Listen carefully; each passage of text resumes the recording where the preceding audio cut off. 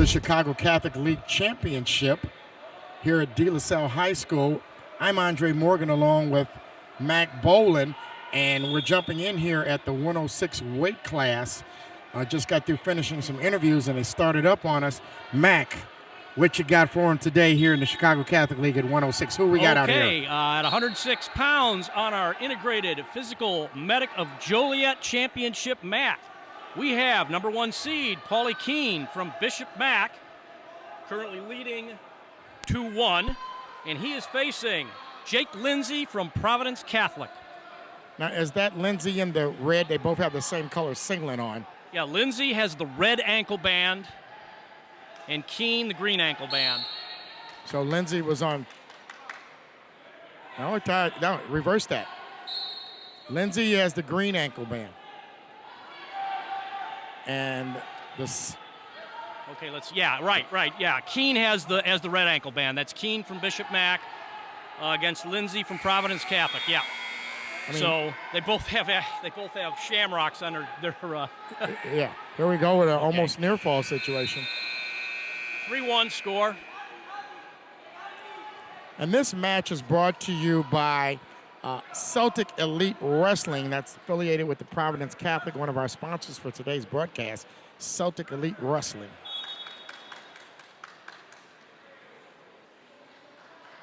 Lindsay won a very, very good match earlier today, Mac, a semifinal. Some people felt that was a preview to the state championship match against Ragusan? Yeah, Dylan Ragusan of Montini.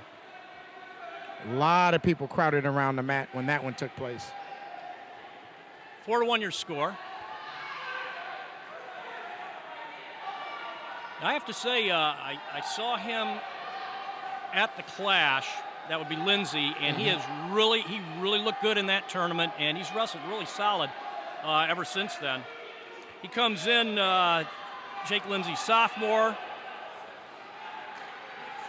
and now that would be a record of 30-3.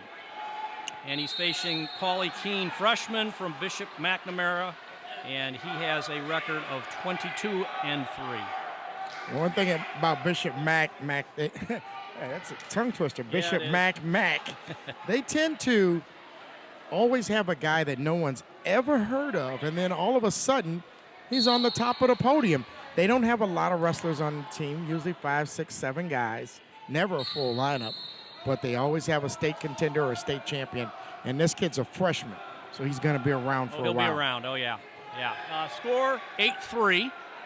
We're in the second period. About 45 seconds left to go, and Lindsay looking to score. Now he leads 8-3, and we've got a stalemate. 37.7 left on the clock. We're here on 35th and Michigan in Chicago. Stone's throw away from, I'm just going to say Comiskey Park. I just can't do that. I can't call it. Don't do it. I can't. But we're in the shadow of the home of the White Sox here. De La Salle High School, the Meteors, are hosts today. And that's 2 more points for Lindsay. He extends his lead 10-3, working at tilt. This weight class, Mac, by the way, was the premier weight class in the tournament. Most people thought it was the deepest weight class, the 106. Talk about some of the guys that were in it. Well, we already mentioned Dylan Ragusan of Montini. I can't say Aaron's last name from De La Salle. Roskus of De La Salle. And the freshman, of course, Paulie Keene, Bishop Mac, who came in as the number 1. Now, he came in as the number 1 seed. Earlier in the season, he pinned Lindsay, who was a place winner last year. And Lindsay's currently ranked number 3 in Class 3A. We just had a reversal there. Big lead now. He's opened up a big lead, 12-3. 12-3. We're into bonus point territory now. And also you had Michael Jaffe of Marmion Academy. So, yeah, it was a pretty loaded weight class. And to give you an idea how loaded Jaffe, who's your number 16 ranked guy in Illinois at 106, is going to be wrestling for 5th place. Ragusin, in the meantime, will be going for 3rd. All right, we've got 1:14 left to go in the 3rd period. Lindsay with the boots in, trying for a turn. He's not sitting on that lead. He's staying aggressive on top. Well, I tell you what, I'm just impressed with this Providence team. They've got a lot of young guys. They not a senior in the lineup. No, they have one. We just checked with Coach Healy. He put Starting? one senior. Oh, okay. One senior. They hadn't up to this point. Correct. Because I thought the same thing, but during our interview, he did mention that one senior. But they're going to be a force to be reckoned with. Most of these kids are sophomores. Oh, yeah. And this is the Chicago Catholic League. Mac, I know you've been around. This is your first time calling one. Of course, I'm a kind of a sidebar product of this conference, and some of the best wrestling you're going to see here, even on the non-big name teams. Just kids that can wrestle, that are in the sport for wrestling. Yeah, and in addition, you've got 4 top 50 teams in the country, 4 teams within the top 50 in the country here in Marmion Academy, Providence Catholic, Mount Carmel, and Montini Catholic. We're about done here. 13-3 your score, and it looks like that's going to be your final. So, Lindsay with the major decision at 106 pounds. He is your Catholic League champ. And if you've been reading any of the message boards, you know that this year they turned into a 2-day tournament and included 6 places instead of just 4. Okay, here we go. We are at the 113-pound weight class in the finals. We have nationally ranked Joey Melendez and number 1 ranked in Class 3 at 113 pounds. He came in as your number 1 seed, and he is facing Tommy Russell from St. Rita. He's a junior. Both these guys are juniors. Russell came in as the number 2 seed. We're scoreless, first period.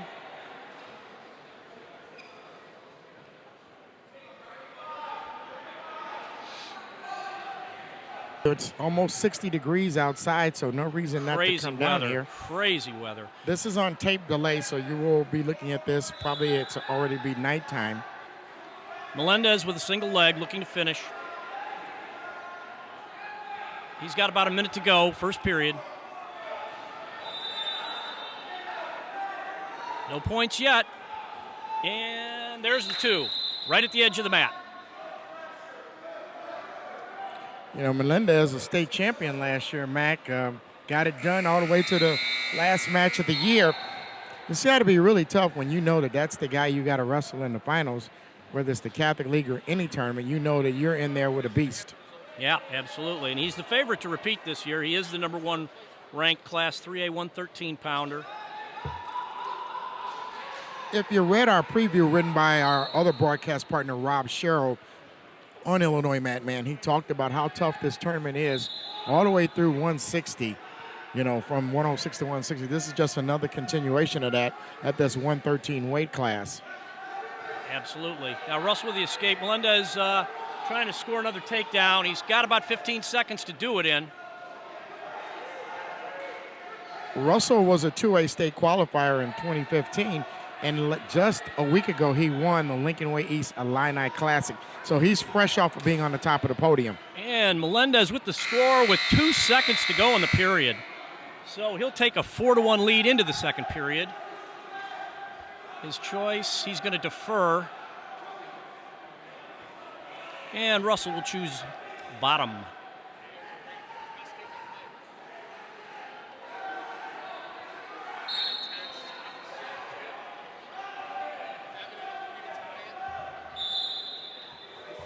All the officials here at the tournament today, Mac, are state final officials. You will see them either in dual team state, which we'll be broadcasting, correct, or individual state, which we'll be broadcasting. But yeah, these are the best that we got around, and some of the best. But they all are double patched state final guys. So no issues with coaches taking people to the table or none of that monkey business. And Melendez with another 2, and he's going to cut him. So 6-3 your score, second period. Minute 20 to go. Melendez with another shot.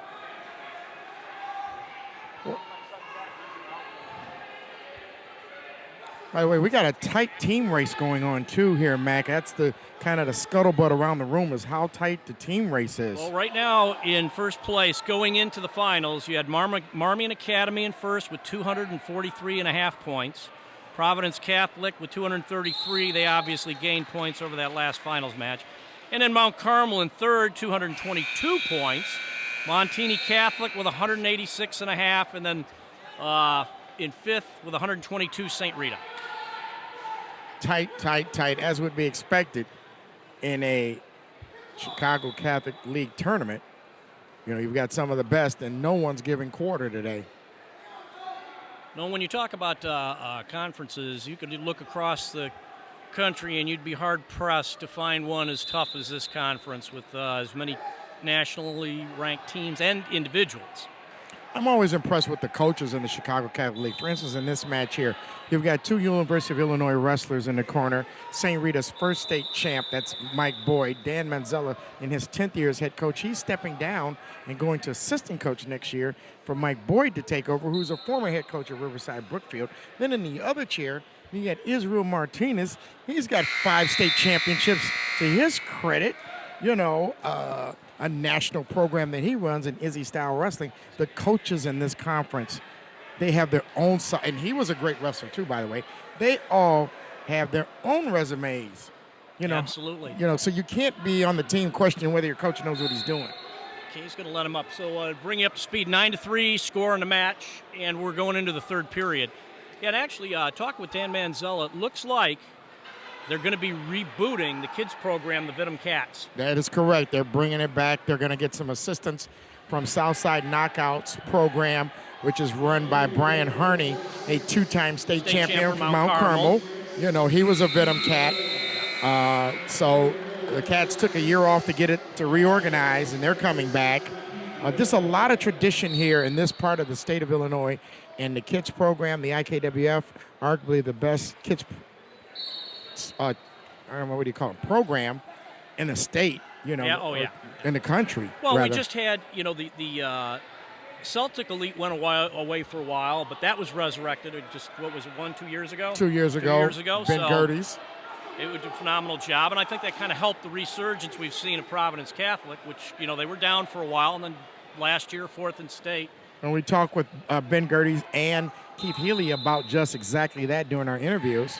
Oh, here we go here. Russell with a scramble, trying to score. Melendez, good scramble, didn't give anything up. So he's going to maintain the 9-3 lead. Oh, we're going to throw here. Oh, is he going to get? Yeah, he's got to pay the man. Pay the man. He got the 2. Yeah, that was nice. He stayed in the fight. So nice. It's 9-5. 47 seconds to go. Looks like we got a little injury. Not the time to get hurt, Russell. You just made a move. So what they're going to do here, Mac, is we're going to wrestle through 145 and then present awards. They're gonna do awards, okay. Right, and then they're going to wrestle again. Now, here's one of the questions that's going on around the tournament. You know, the Catholic League gives out 3 awards at the end of the day. They give out the Tony Lawless Award. I know where you're going with this. The Tony Lawless Award goes to the senior, the best senior wrestler in the conference. It's a big, big deal. And then there's the outstanding wrestler in the conference, and then there's a Tony Lawless Award for the coach. Usually a 4-time conference champion gets that award. I think there's only been like 13 of them in the history, you know, of the Chicago Catholic League going all the way back to the 20s. However, today we have 4 wrestlers going for a 4-time award. Austin O'Connor. Yeah. He's at 152 today. He's going for his 4th state championship as well this year. As well, he is kind of the premier wrestler. Most people feel in the conference. Sure. And then there's Rojas. Mount Carmel. Mount Carmel. He's going for his 4th Catholic League title. I believe he's at 170. 170. Yeah. So now the question is, there's never been a co-Lawless Award winner. We're going to see if that happens today. But first, they got to take... Okay, 9-6. And Russell staying after it. 36 seconds to go. He's not finishing 10-5. these moves. He's still in pain, too. You can see him grimacing. 10-5, not 9-6. It's 10-5. They fixed the score. Hey, hang on. Let me see if they've got that straight. He's checking with the scorer's table. Russell's in a lot of. Correct. 10-5. Mac Russell's in a lot of pain here. Yeah. He's just trying to wrestle through that. It's the third period in short time. Shot. There you go. He's trying to body. Ooh, boy, that got dangerous. State champ's not having it. 10-5 still. Shot.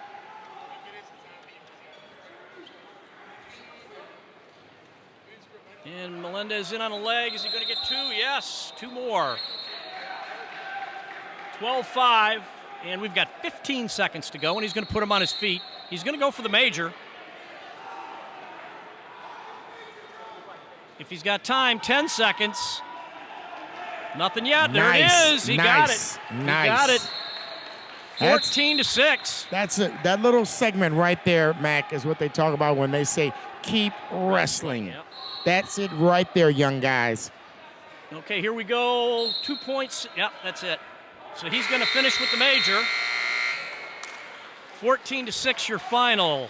Joey Melendez, your 113-pound Catholic League champ from Montini. Okay, another great matchup. And speaking of coaches' resumes, we have number 1 seed Rahan Uribe and his coach Alex Tsurtsis. 4-time Indiana State champ, All-American for Iowa. And, of course, the older brother of Jason Tsurtsis, who was a NCAA champ for Northwestern, now out in Arizona. Well, let's get that high school thing right. 4-time undefeated. Undefeated, yes, correct. To never lose a match Undefeated. at this level. In Indiana, from an absolute powerhouse program there, Griffin. But he buttered his bread here, Illinois, Mac. He wrestled here in the IKWF and the IWF as a kid, and then went to. We were trying to get him to stay over here with us, but he left. Okay, we're at 120 pounds, and number 1 seed Rahan Uribe for Mount Carmel, and from Marmion Academy, Ryan Fleck.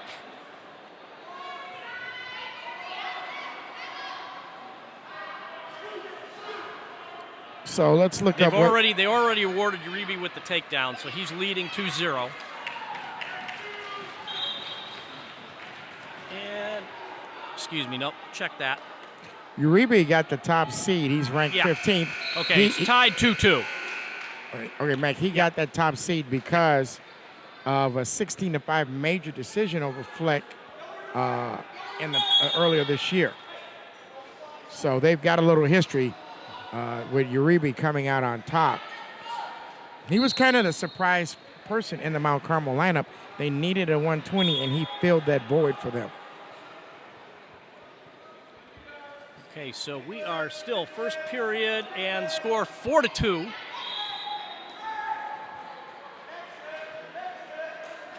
And that would be Fleck in the black Marmion Academy uniform with a red ankle band, and Uribe with the brown uniform, green ankle band. We're going to call that off the mat. We'll get a restart, which is 12 seconds. Fleck leading 4-2.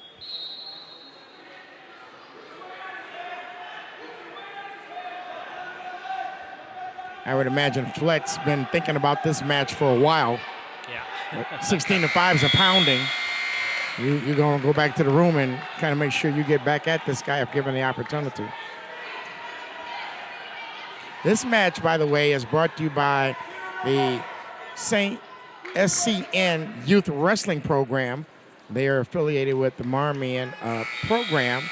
And also all the matches on the championship match, Mat 1, Integrated Physical Medic of Joliet. I'm going over there this week, get my knee looked at, see what they can do for this arthritis I got over there at the Physical Medic. Okay. You can have them check your head out, too, while you're there. I will do that and see if they can find out what's wrong with me.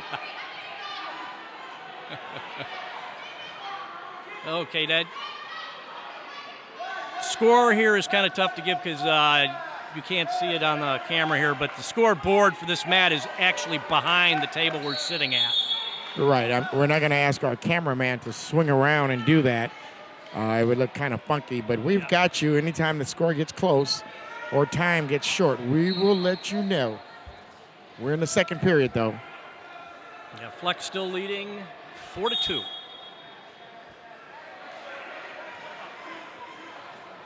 I'd like to send out, too, Mac, while we're doing this, a special thanks to Tom White, the De La Salle AD, and to Pat Mahoney, the Loyola Academy AD, and the Chicago Catholic League Wrestling moderator. They're the ones that help us put this broadcast together and gave permission for this to happen, along with all of our sponsors today, Caravans Kid Club, Celtic Elite, SCN Youth Wrestling. Which we could not have done without the sponsors. Right, Epic Wrestling and Izzy Style Wrestling all gave us the financial backing to make this happen for you. Okay, so Fleck with a reversal. He's up 6-2 now. I'm going to apologize right now for the people that are running in front of the camera. Most of them look at the camera and try to run past it. Yeah. I don't quite understand that thinking process. They may not realize it's a live feed. They may think that it's just somebody taking individual shots, but and we're off the mat. This is the first time we've ever broadcast the Chicago Catholic League Championship through Illinois. No, I take that back. Second time it was also done with Alvin Washington back in 2005. But the first time we've done a video feed. Yeah. And one of the reasons, so that I know people thought we would go live, we weren't sure about the stability of the internet. Here it could go out, it's very shaky, so we decided to go with the tape delay. And here we are. Oh, nice.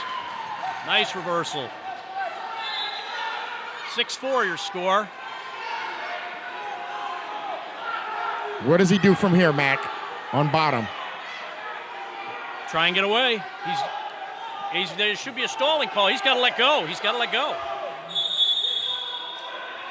See, and that's one of the things in the rules. If you hold on to that leg, you either got to turn that guy loose, or he should have been warned for stalling there. So your score is going to be 6-4 with about a second left to go in the second period. The stalling call, one of the most subjective things in wrestling. Gotta love it. Yeah. It's not officiated equally across the board, as there are things in other sports. You know, it's perception and judgment, and that's what they're hired for. Okay, so they're going to go neutral. 6-5 your score. Fleck in on a single leg. Finish. Uribe with a body lock. Now he's transitioning to the ankle. We're in a scramble here. This is a one-point match. And that's going to be, Uribe with the 2. 140 and ticking. So that's 7-6. Plenty of time, though. Fleck can tie it up with an escape.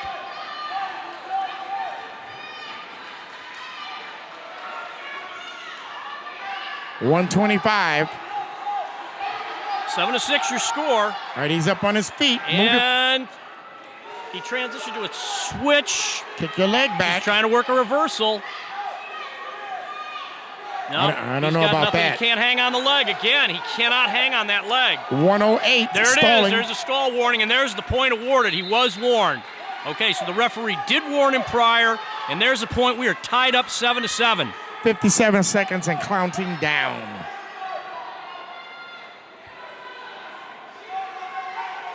There's a shot by Uribe.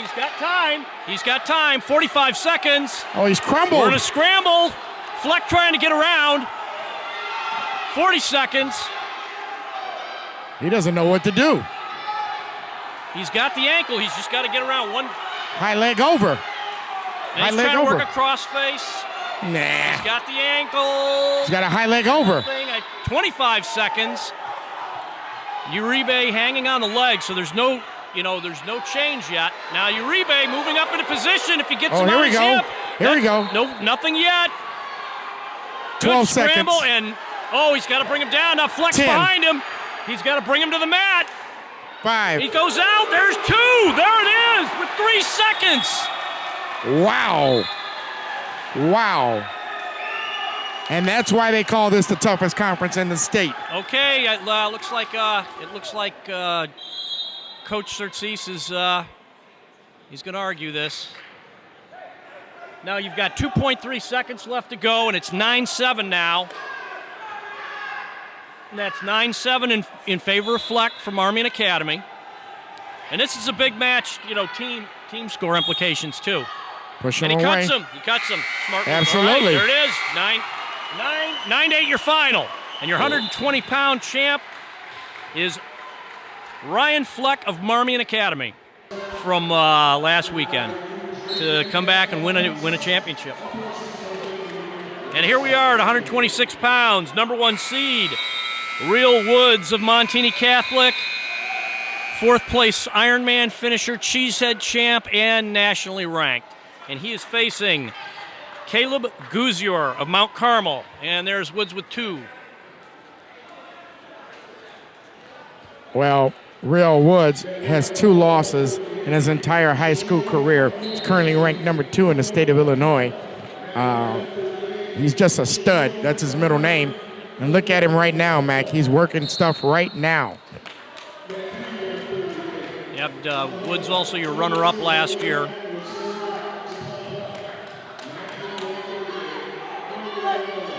Probably one of the most exciting finals matches we got to call last year between he and Louis Hayes. Oh, yeah. 4-0. Got the 2 points on the near fall, and he's going to work it again, working that tilt hard. Okay, he's getting the swipes. Well, he only got 2 of them. So far. And, yep, just 2. He got the 2. 6-0. 40 seconds to go. And now he's got a chicken wing in. One of the things about Woods, Mac, is that he wrestles a physical style. Very. Nice and close. You're not going to be a lot of airspace And with he's him. a very offensive wrestler. Yes. I mean, he stays active. He's got a great gas tank. He's a stud. He will be wrestling big-time D1. And he's going to walk that over. He's going to get another count.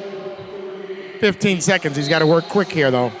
Uh-oh. Got a little off balance there. He's going to give up a reversal, but he did get the near fall points. Yeah, that was sloppy. And Gouzier's got a cradle locked up. He's not going to have time. And there it is. Time runs out. He did get the 2 for the reversal, so that's going to bring our score 9-2 going into the second period. Gouzier's ranked 7th in the state. So he's selected or predicted to be downstate. These 2 guys couldn't meet up again. Very possible. And he had a big win in the semifinals over Trevor Chumbley of Marmion Academy. Right. The Chumbley was the one that everybody thought would be in the finals. Oops. Correct. And there's the escape. 10-2. We're in the second period. Again, 126-pound weight class, 2 for the takedown, and he's going to cut him.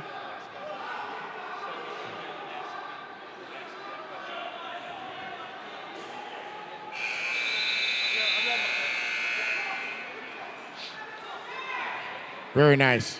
2 more, and he's going to cut him again. Well, that cut and release can be very frustrating. Very, very frustrating. Very true. Especially, when you have no answer for what the other guy's doing. There he is, shot, single leg. No 2 yet. He's working for position. There's the 2. My thing is, if he's shooting on you, you shoot on him. Let's just start, let's both get offensive. And he's got a Turk. He's going to get a count on that. And he's cutting him loose. 1 for the escape. 16-5 your score. Woods going to be at tech fall territory here pretty soon. 2-on-1, just dragged him down. 2 more. 18-5. And there's a tilt. This could be over. 0 to 100 real quick, as the young guys say. Yeah, he's got the 2 already, so this is pretty much it right here. And there it is, your winner by technical fall, Real Woods, 126-pound champion. Ken, 106-pounder last year, had a little bit of a growth spurt, and he's up to 132 now. And guess who's not here? I think that's just as big. Ramos. Yeah, he was beat. He was the state champion last year at 120, but he was a champion here last year. Oh, hey, this is the Chicago Catholic League, Mac. Yeah. There's always a guy. that wanted to be the guy last year. Mayor only a freshman. Last year, Josh Ramos only a freshman. Well, what you have, Mac, and I did the same thing with my own son, you have a lot of kids that are 7th and 8th graders that come to this tournament, and they visualize being in this tournament. They can't wait to do it. Then they get here and they're freshmen, and then they're in the finals. Yep. So we got 2 freshmen, right? We have 2 freshmen in the finals? No. Did you say? Mayor is a freshman, and, our 106-pound final had a freshman. No, but I'm talking about this Oh, week. No. McKenna's a junior. Okay, that's what I thought. I thought I heard you say 2 freshmen. Okay. And actually, McKenna missed a season with a really bad injury he suffered at the Dvorak one year. Back when it was, but he was at 106 last year, and then put on a little weight. That's a big jump right there, boy. That's about 25 pounds. Yeah, we're scoreless still, first period. This is the Epic Wrestling 132-pound weight class. Our sponsor for the 132-pound Epic Wrestling. They're affiliated with De La Salle High School, where we're at here today. Another shout-out, Mac, to our cameraman today, all the way in from, I think I get this right, Wisconsin. Yeah. Drove in Matt Oliva of Video Infinity, one of the best in the business. Absolutely. And, you know, I don't want anybody else other than his brother on my camera. See, it's got to be one of them. Everybody can't do that job. They will be doing the video Jumbotron this year. Video, yep. And a shout-out to the IWCOA who dropped big bucks. I'm on that board of directors there. Shout-out to Nate Kesson. He's the referee. Can you give me a shot of Nate right there, Matt? He's the referee. IWCOA put up a lot of money for the Jumbotron. Wow. McKenna was in trouble there, but managed to avoid the takedown, so we're scoreless going into the second period.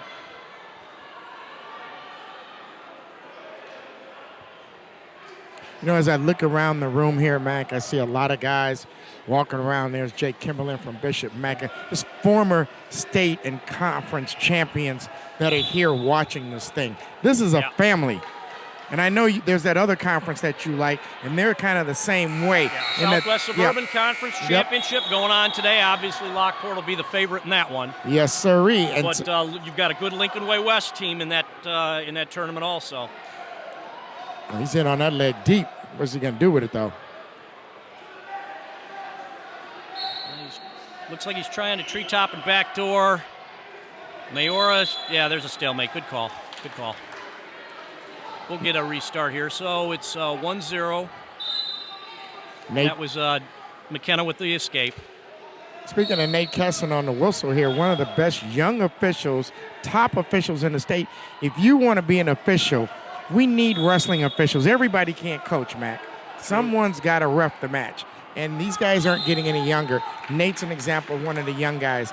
If you want to get back to the sport, we need you to wrestle.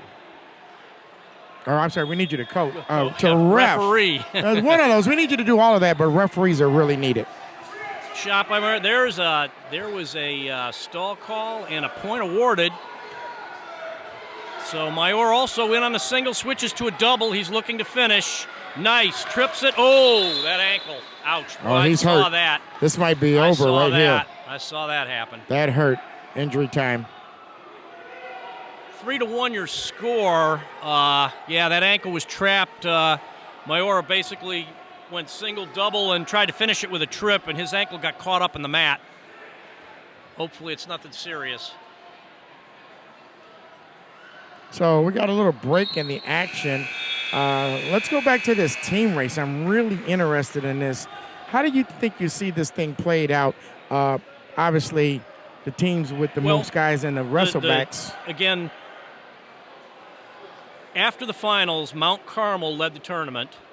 Mount Carmel led the tournament after the finals.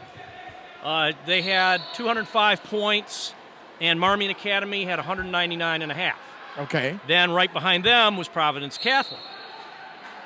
Going into the wrestlebacks, we pretty much knew that Marmion Academy and Providence would have a shot at really making up a lot of ground, which they did. And so Marmion Academy and Providence both passed Mount Carmel by virtue of their performance. in the wrestlebacks. And there were a lot of close matches in the wrestlebacks. Unfortunately, Mount Carmel took a beating in their heavier weights. And that allowed Providence and Marmion Academy passed them, jumped into first, and then Providence leapfrogged up into second.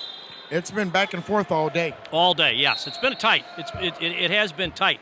And then Montini's not, I mean, they're probably mathematically out of it at 186.5, but I mean, they're still right there.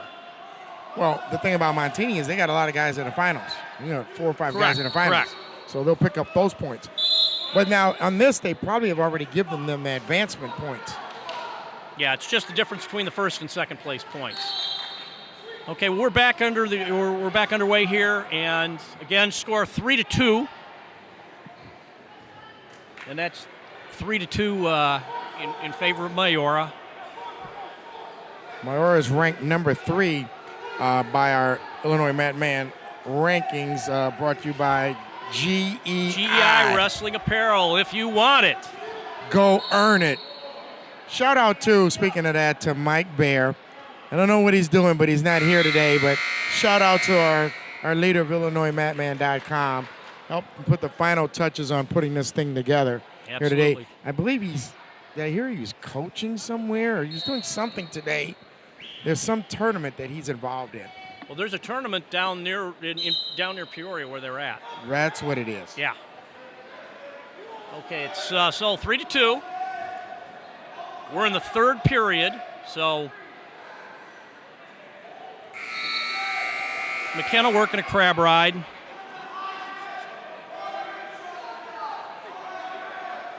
Now Mayora's on bottom, but he leads the match 3-2. So McKenna is going to, at some point, if he can't turn him, is going to have to make a decision of maybe cutting him and trying to tie the score with a takedown. Well, it's getting close to that time. 1:25 and running on the clock, third period here on the Integrated Physical Medic Mat 1. And traditionally not, McKenna's stalemate call. McKenna, through his career, has been very good on top, in the top position. Oh, this would be a time to use that skill. Spiral ride, breakdown. He's trying to work for a turn, but again, at some point, is he just going to hang with attempting to turn him? 1 minute and running. 1 point, 3-2. Mayora is leading. Mayora, your number 1 seed coming into the tournament. McKenna, your number 2 seed. 45. And he's out. So here it is, 4-2. And McKenna has 42 seconds to hit a takedown to tie this match up. For Mayora, all he's got to do is just stay active. Oh, and there's another one. There's a 1 point for a stalling. For a stall. So, that's a big point. Yeah. 5-2. But the thing is, it was McKenna that got hit. He was the one who was warned before him because he backed off the mat. He gave up the point. Now 25. It's a 3-point lead, 5-2. He needs more than a takedown. 20 seconds. There's a shot. Mayora kind of tried to scoot around there. He's got a 3-point advantage. He can even give up a stall warning right now. All he needs to do is just stay away. With 8 seconds to go, it's pretty much academic. Just start running. Actually, the only thing that hurt him would be getting turned. It ain't going to happen. No. And there it is. So that's your final. 5-2. Fidel Mayora from Montini, you are 132-pound champ. Final match with Cheloni of Marmion Academy with a 1-0 win over Styles of Montini. Now he'll be facing Coleman, Kendall Coleman, who was the number 2 seed from Mount Carmel, who had a 10-4 decision over Dominic Ambrose of Providence Catholic. So, yeah, very deep weight class. Well, but here's the thing. Cheloni owns 3 wins over Coleman. Yep. 4-2, 6-2, and 4-2. Well, and a 6-1 win over Ambrose, so he's totally capable. Absolutely. And he beat Ambrose earlier today, too. And Cheloni was a, let's see, I believe was a cheesehead champ. Yes. And 4th place finisher in state last year. You know, Coleman, one of the most improved wrestlers in the state. Just every year he seems to be getting better and better. I remember when he wrestled with our Harvey Twisters, and he was okay, but he's really a major player now in this whole state championship race. Well, and of course, last year, Mount Carmel being 2A, and then with Lincoln Way West and Mount Carmel both moving up to 3A this year, and then some of the individuals you have from Marion Catholic also in 3A this year just made that tournament that much tougher. Right. 3A is going to be a load this year. Coleman with some fakes right there. No setups, though, really. Chalone got the head locked up. And trying to scoot around. Now he's trying to trip. Went right into a Turk. He did get the 2. Didn't get the back points, but he's got the takedown. So both of these guys were downstate last year, both all-state. Well, actually, Coleman was a state qualifier. No, state place winner. I take that back. They both were all-state. But Chalone has the advantage in their history. But anything can happen. Anything can happen. Well, we saw it with Fleck. Coleman, very athletic, very capable of putting moves together. Yeah, Chalone also very, very tough on top. Loves to run, loves the crossbody riding. As you can see, he's got the boots in right now and just cranking on that head.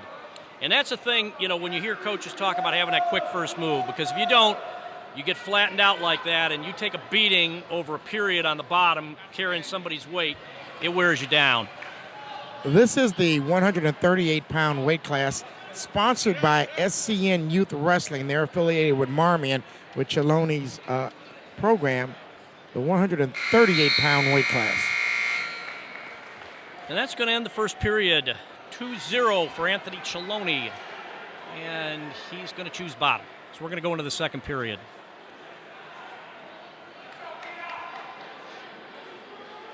So I see the head coach from the University of Illinois in the building, Coach Heffernan, over there in the corner. He's always trying to look inconspicuous, but I don't know how you can do that with a big orange jacket on with a big blue eye on it. Standing next to his brothers, all of his brothers, there's the assistant head coach from, the head coach from Marist, along with his other brother. Yeah, Brendan Heffernan and Jim Heffernan, and I believe it looks like they're talking to Chumley, Trevor Chumley's father. Right, and then the one that works here at De La Salle.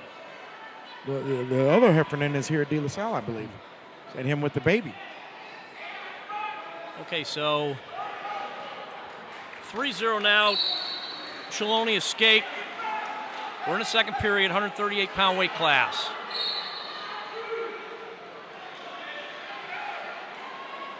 Heffernan will never let me interview him. I guess it's an NCAA rule thing. Nice guy. I probably got too many hard-hitting questions. Well, and of course, the other brother, John Heffernan, is assistant coach at St. Edward, which is, a national program. Stalling. And there's a stall warning on Chalone. Front headlock. Coleman trying to push the action. He needs to get on the board. He's down 3-0. Right. Well, you got to take a shot and finish a shot. And that's going to be a stalemate.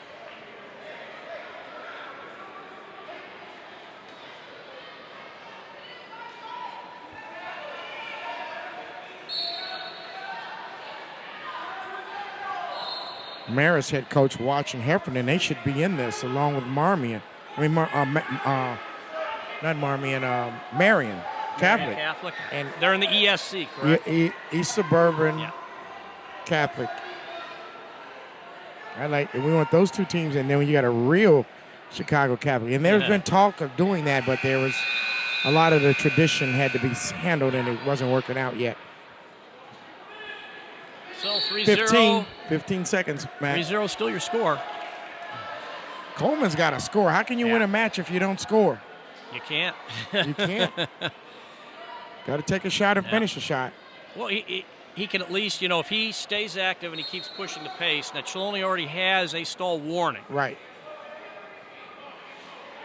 And Coleman will start on bottom the third period. But he's got to be able to get out. Now, that first period, he was not successful in being able to get out from underneath.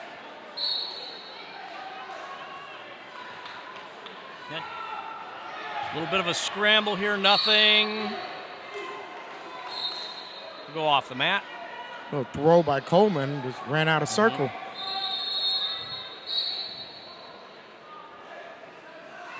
Counter shot by Coleman. And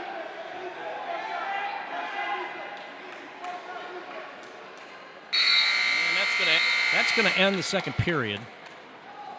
So we're gonna go into the third period, 3-0. And we're going neutral position. So that was Coleman's choice. It looks like he did not want to be down on the mat underneath. No, he nice. Oh, he picked the ankle there, just couldn't quite finish it. Well, that's been the story of this match for him. Cheloni with the front headlock again. Now he's got to be careful of just hanging on that head. He could give up one stall point. But do you really want to? It's 3-0. That's danger territory. Yeah, there you go. Because you give up that stall point, then a takedown. Now it's a tied match. At some point, Coleman's got to make a solid move. He's got to go. But see, his setups are straight ahead, and I don't know if they're working. Well, they aren't working. He hasn't scored. Got to get an angle. Yeah, a lot of hand fighting and head tapping right now, but there's 115. about a half a shot there. Oh, here Body we go. lock. Here we go. Got to go for it. He can finish this. Nope. Nothing yet. Nope. Off the mat. He was close. Boy, close. Cheloni must be really strong. He fought that off. Yeah. Well, he was in deep. He was. He had a nice body lock there, but just able to get his hips back. Cheloni able to get his hips back and out of bounds. Still 3-0. 1 minute, 5 seconds, and running. Third period.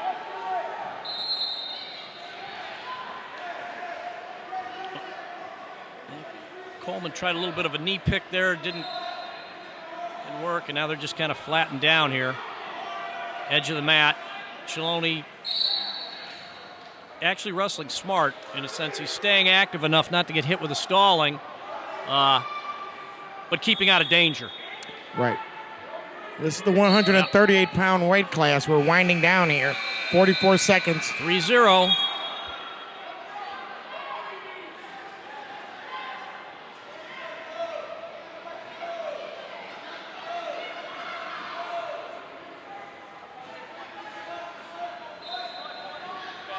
There you go. Little throw by. Finish that. He's got the ankle. Here you go. He can get the two here. He's got to finish in bounds though. Nope. Good scramble, but no points. 16 seconds. He's had some opportunities. Just couldn't finish. Yeah, you can't deny that he hasn't had opportunities. No, definitely he has. Especially right here in the third period. Cheloni will go on defense now. Yeah, he can give up a point now. 15 seconds to go. It's just don't get taken down. Oh, finish the fireman. And there it is. There is your final, 3-0, Anthony Cheloni. So he knocked off Styles in the semifinals, and now he knocks off Coleman in the finals. And he is your 138-pound champ. Here's the interesting thing. A few weeks ago, you had at the Cheesehead, Austin O'Connor defeat Will Luan at 145 pounds. But O'Connor is back up to 152 today, and we'll see him later. So Luan is in the finals here at 145 pounds for Montini Catholic, and he is facing Jake Polka from Marmion Academy. So, you've been seeing a lot of guys from both these schools, from Marmion Academy and from Montini Catholic. The difference being Marmion Academy being in first place on the strength of the wrestlebacks, in addition to all the guys they have in the finals. And one of the things that happened, too, in this weight class, Yaya Thomas of Mount Carmel, the number 4 ranked wrestler at this weight class, is not wrestling. And you may not see him again until regionals, as he has a strained knee type of deal. So he's just resting up for the big dance. Yeah, and with O'Connor back at 152, Luan will almost certainly be the number 1 ranked guy in Class 3A at 145. He's currently ranked number 2.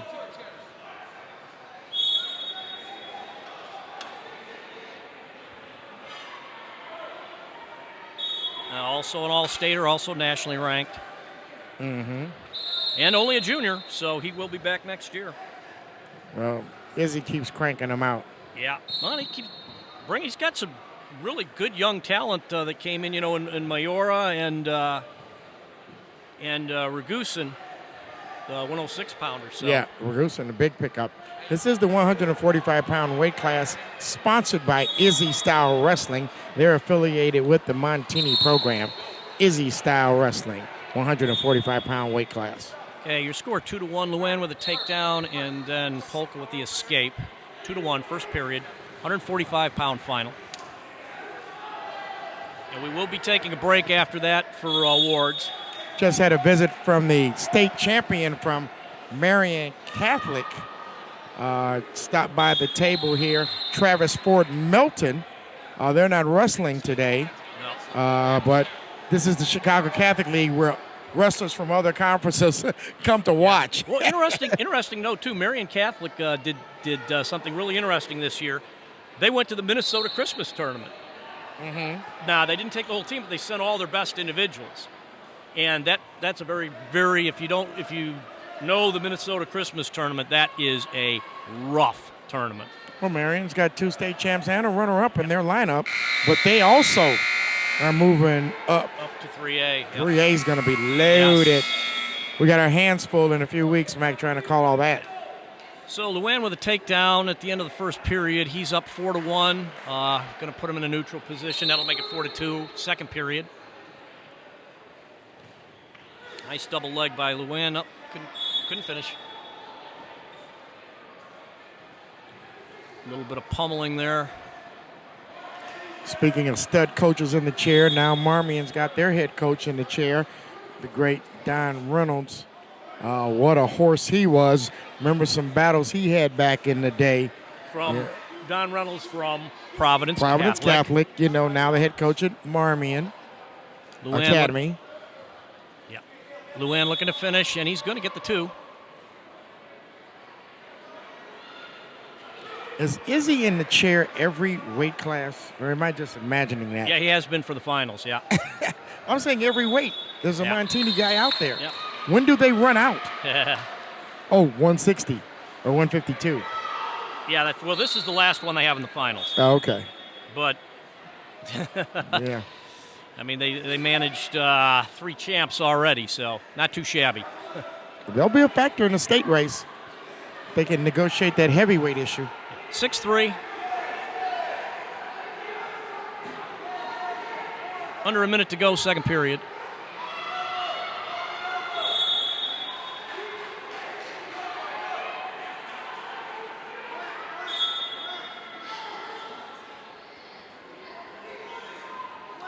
Now, Luann got to the finals here by pinning in the quarters and in the semis. Polka with an upset of the number 2 seed, Juan Basildua from Providence Catholic. There's 2 more for Luann. Now, after this weight class, this is 145, there'll be a break. For them. We'll have an interview or 2 for you while they present awards. They're going to present all the way from 106 to 145. Looking to grab Donnie Reynolds, matter of fact. So our score is 8-3. Luann in control of the match so far. We'll go to the third period.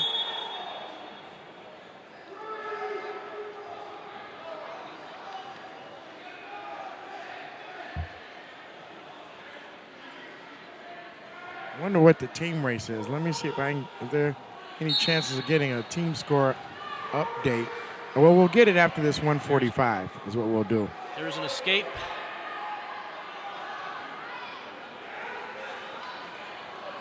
Nine to 3.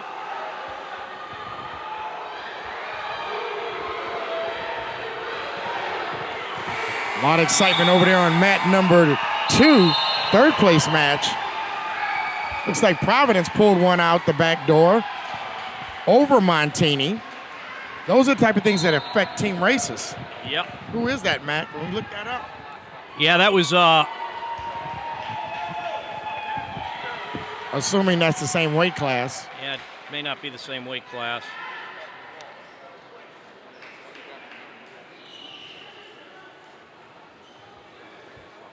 There's another takedown for Montini at the edge of the mat.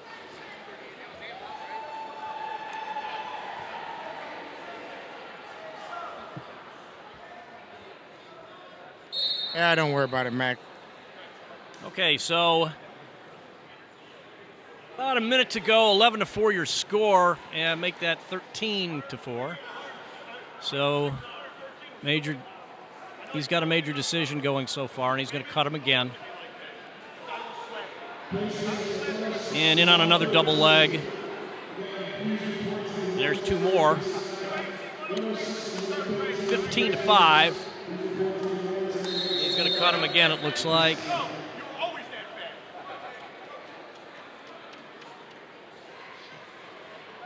Oh, that noise you hear behind us, we're located just to the left of the head table here, so you'll hear a little conversation in the background. There's two more. 17-6, third period. 30 seconds to go.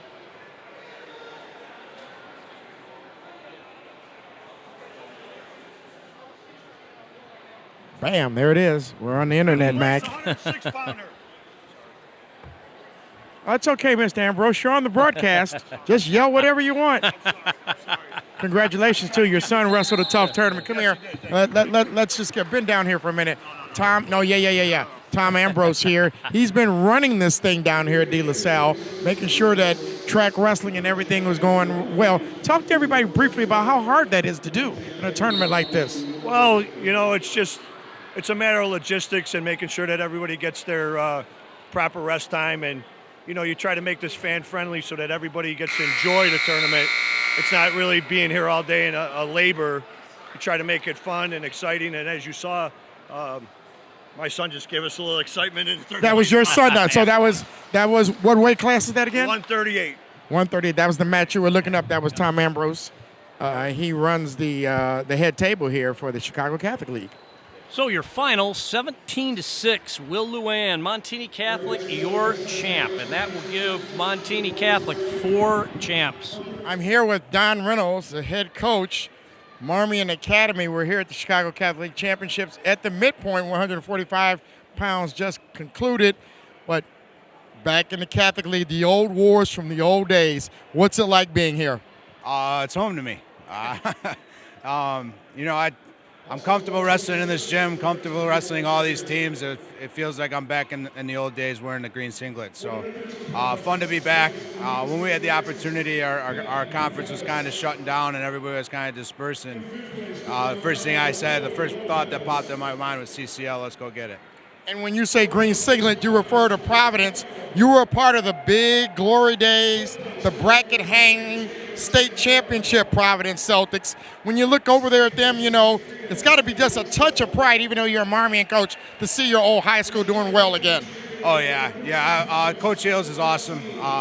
He's always been, one of my guys, and he's taking care of me still today. Gave me some cough drops today, so after I started screaming my head off in the last round. But yeah, it's like I said, this is home to me. I like Mount Carmel's on the rise again.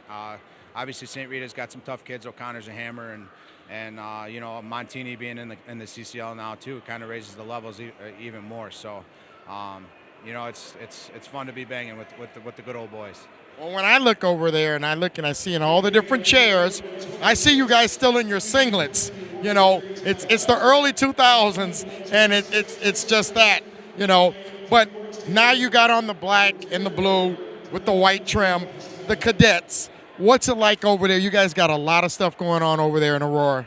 Yeah, we got a ton of support from all the families and the school. So it's been fun, and it's just trying to recreate some of that special magic we had when I was in high school, keeping it fun and making sure that every time we strap on the shoes and those laces are taped, we're ready to go for a 6-minute war. Well, I think you've recreated. Marmion is not just a conference level team or a state level team. You guys are a national program, and you hit the ground running hard. How do you keep your program at that type of a level, a national level, where you're being ranked and you've got kids at Cornell and all the big programs? Obviously, we focus on academics, focus on being a student athlete, student being first. So that's the one thing we really push hard, and it's a hard academic school. Most of the kids that come out of Marmion are well prepared for college, but then on the backside of that, it's making sure that you keep a good relationship with your feeder programs, and you keep the kids excited to want to be there and want to come in and compete hard, and like I said, we got a ton of support all the way from our parents to the administration at school to the coaches that are in the room that, some of them couldn't even be here today. But it's fun. We keep it fun. It's a fun atmosphere. It's a competitive atmosphere in the classroom and on the mats. And you mentioned being back at Providence, Providence guy, your brothers, we're all big-time guys. I got a chance to talk with your dad, the godfather of Illinois wrestling, especially the summer programs. He took care of my son. I remember inviting my son to spend the night at the house, before we go off to nationals. But, what's it like when you got a year-round program, and you got everything in place for our kids to succeed in Illinois? Why is Illinois wrestling so special? I think it's set up right, from the bare bones all the way, the base is right. And after February, the end of February, it's almost like the names on the jerseys, the names on the uniforms are gone, and we all kind of come together and everybody's on the same page. We don't have people fighting within the organization trying to figure out, why isn't my kid wrestling here? Why isn't my kid wrestling here? It's set up correctly for everybody to have an equal opportunity to go in and have some success over the summer. Just so well said right there. That is why Illinois wrestling is special.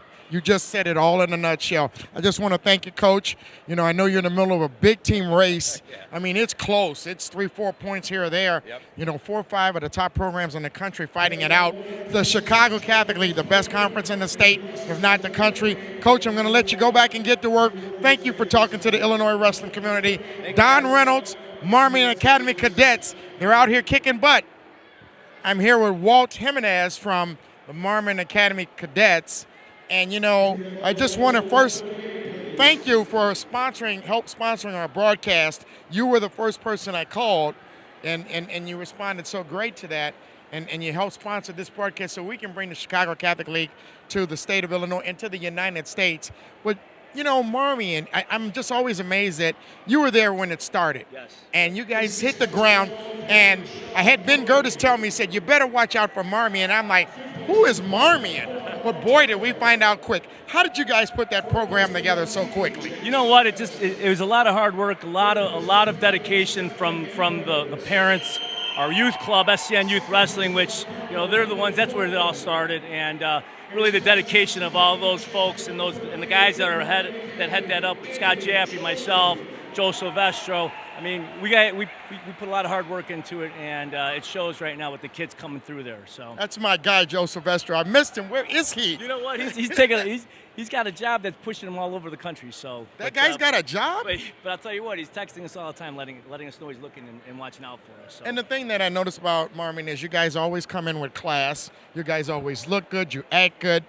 Is that part of what you teach your kids about how to approach the sport the right way? It truly is, Andre. Our philosophy is we're going to use the sport. We're not going to let it use us. And, that's where we really push the academics. We push the schools. Every one of these kids has a dream school, and that's what we really push to get them to. And we use the sport of wrestling to help us get there. And speaking of dream schools, much like myself, you had a son who was a stud wrestler. He just started college now. Tell us about your son, where he's at, and how it's going for him so far. Johnny's he's in his third year at Wisconsin. He's a 3-year starter so far. He qualified for the NCAA's last year, and he's looking to push forward with that this year again, and hopefully get on the podium and get an All-American status. So how hard is it for you to be here, and he might be wrestling? Do you just get in the car and shoot up there, or how do you work it out? You know what? It all started with my son Nico when he went to Illinois. He was Marmion's first state champ, and when Johnny was in high school, he was like, Dad, you put all your time into me in high school. Now it's your turn to be with Johnny. And Johnny said the same thing about Nate. So I'm here with Nate today, and that's our priority. So it comes straight from them as well. So isn't wrestling such a father sport, and it really brings everybody together? It really does. I mean, it's such a fraternity, and everybody involved just gives so much back to the sport, and that's what I love about this. You can't. There's nothing else like it. Nothing else like it. Well, I guess we're going to get back to wrestling here at beautiful De La Salle High School's Fieldhouse, the Chicago Catholic League. Walt Jimenez and the Marmion Academy Cadets. Thank you so much. Thank you for everything you do for the sport and for Illinois Matmen and for the guys with JD Olive and all those guys that put everything together. So we really appreciate it. That's his brother on camera. That's Matt Oliva, best cameraman in the business. That's right. Thank you. Thank you. We are back here at the 152-pound weight class. Austin O'Connor, number 1 seed, nationally ranked, cheesehead champ a few weeks ago, 3-time defending state champ, going for his 4th, and 3-time Catholic League champ. Wasted no time getting 2. He is facing Cole Smith from Providence Catholic, who came in as the number 2 seed.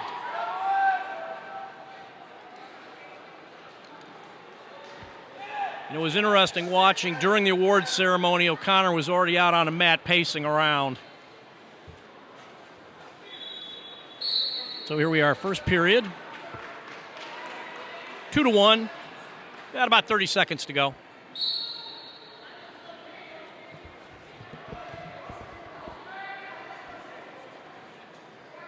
He likes that Merkel. And there's 2 more.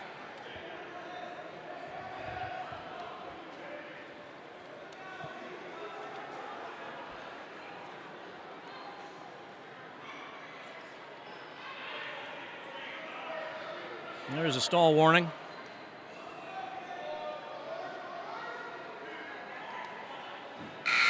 And that's the end of the period. So 4-1, we'll go to the second period. O'Connor defers. Smith will take bottom. And again, we're at the 152-pound weight class.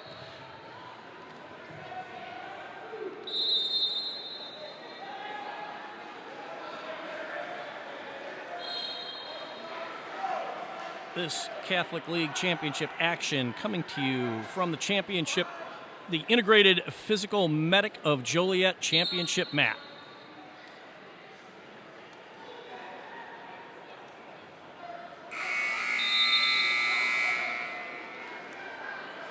O'Connor with the legs in, working the head. Stalemate call. 4-1 your score. Second period action. Well, O'Connor's just rolling here, huh? Yeah. And there was a lot of talk about him being at 145, but I was told he's going to stay there for the year. 152. 152. Locked in. Had the legs in, got a little high. And there's the escape. 4-2. Interesting thing here, Mac. Now, O'Connor going for his 4th Catholic League title, competing against the coach that got the first of 4 Catholic League titles. And I can tell you one thing from my own experience with him, with my son. If O'Connor was to win, Healy will be the first one to congratulate him on that achievement. He's just a classy guy, Keith Healy. Absolutely. From Providence. Well, it's an interesting thing. You know, we talk about 5-2 your score.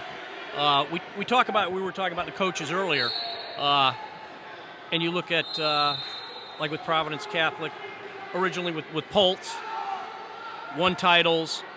He leaves, goes to Sandburg. They don't miss a beat. Healy comes in and they win 7 titles. Over here at Mount Carmel, you had obviously a great coach for many years there. Yeah. And then they get John Kading in. Right. And then Kading leaves to take the Leiden program, but then they don't miss a beat and pull in Alex Surtees. Well, it's just been rolling like that at Carmel, from Wick to Gerties to Irwinski to Kading to Surtis. I mean, you want to coach in the Chicago Catholic League. Okay, so here we go. We're going to go to the third period. The score is 5-2 in favor of O'Connor. He's going to choose bottom here. I was at a St. Rita practice a few weeks ago watching O'Connor practice, and you would have thought it was a match. Oh, yeah. The way he was intense. working so hard. He's intense. I don't want to be his practice partner every day. And just about out. No points yet. There it is. Okay, so 1 for the escape. 6-2. Coach Manzella said he's never been around a more intense wrestler than Austin O'Connor, and I'm like, well, wait a minute now. I know a guy that won 4 titles over there named Albert White. He's pretty intense, too.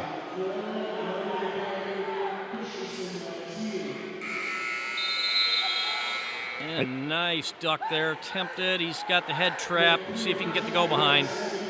A little bit of a knee tap there.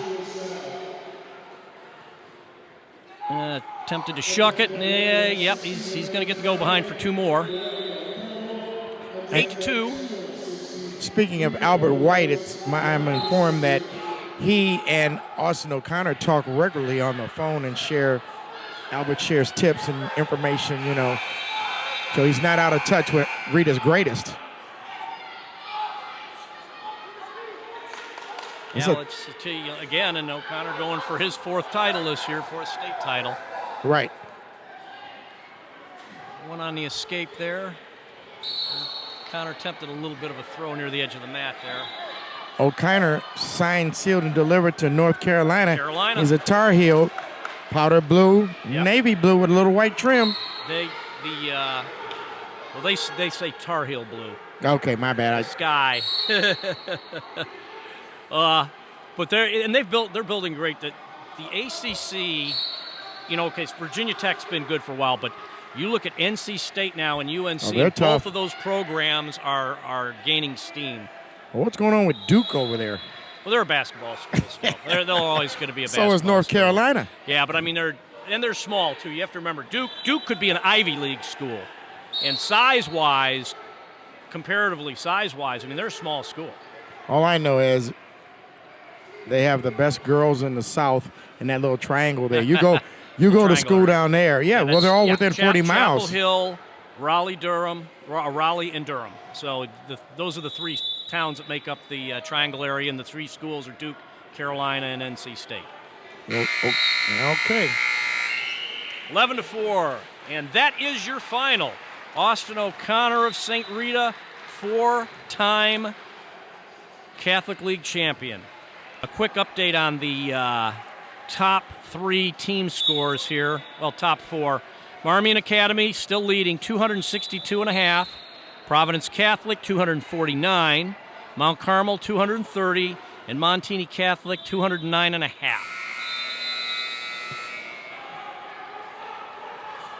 And we're underway. 160-pound championship match between number 1 seed Nate Jimenez of Marmion Academy, and he is facing Jack Millay of Mount Carmel.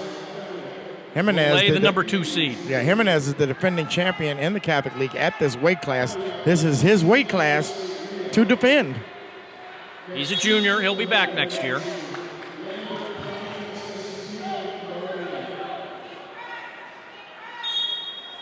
And there was talk that Millay would have been the top seed as well because he had beat Larkin, 2 wins over Larkin, and there was a chance that he could be the top. It looks good right now. No points yet there. There they Looks go. like that's 2 for Millay.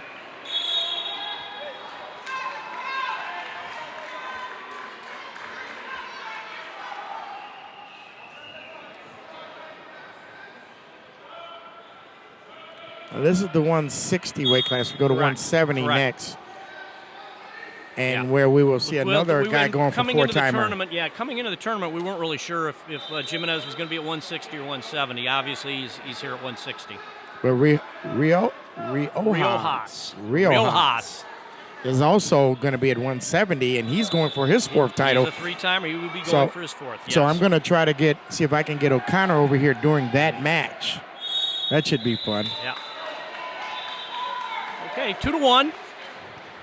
First period action, 160-pound weight class. And this match brought to you by Caravan Kids Club Wrestling.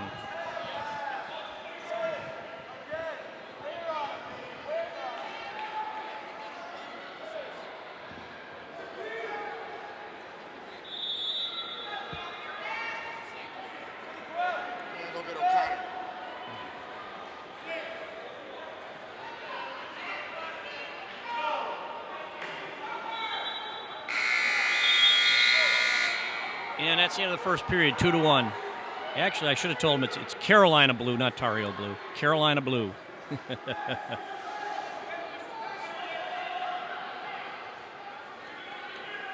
And if you've never seen the Triangle area, and I spent a lot of time at Fort Bragg when I was in the military, which is in Fayetteville, North Carolina, just 45 minutes away.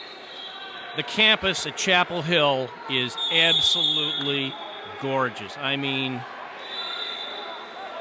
beautiful place. Beautiful place. 2-2. Second period.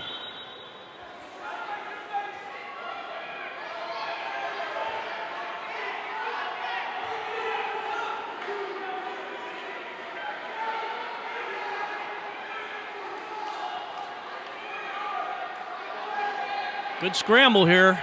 No points yet. Still no points. Moulet on the leg, and Jimenez trying to clear. Still no points.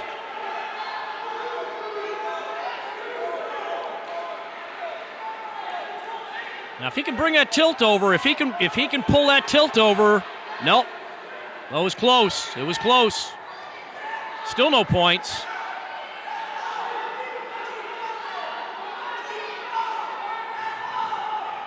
Under a minute.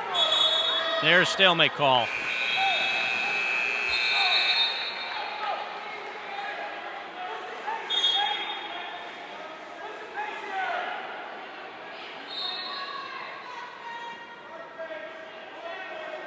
Jimenez 2-on-1.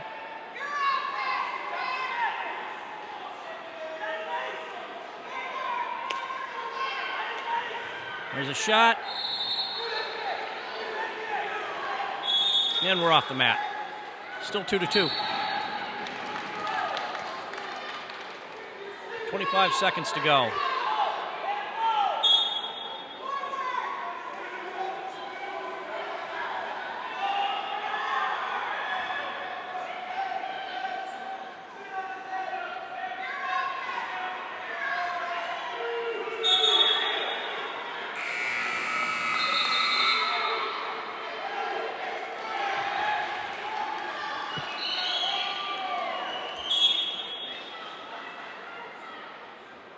Here we go, third period. Excuse me, no, 11 seconds left to go in the second period. There's a stall warning, 1 point. So that's effectively going to put Jimenez in the lead. Wow, that's tough, giving up a stall point with just 10 seconds to go in the second period. 3-2.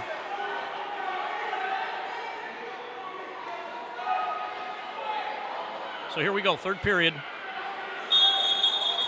And we're gonna get a caution.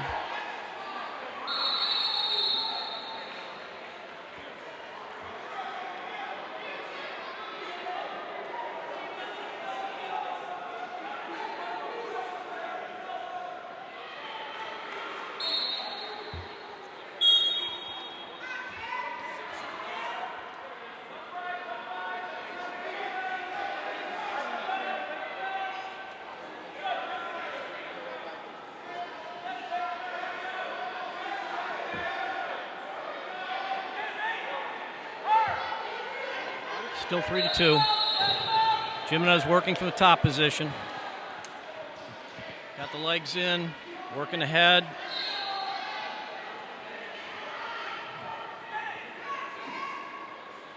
You got a close one here, huh, Mac? Yeah.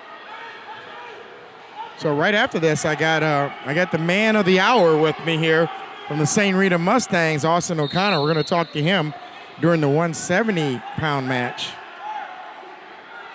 This is almost over with. You got a minute left, 3-2. Yep, Jimenez working an arm bar right now. Minute to go. Riding very tough on top. Mulet's got to get clear now. He's only down by 1 point, so if he can get an escape, ties the match up. But right now, he's having a hard time getting off the mat.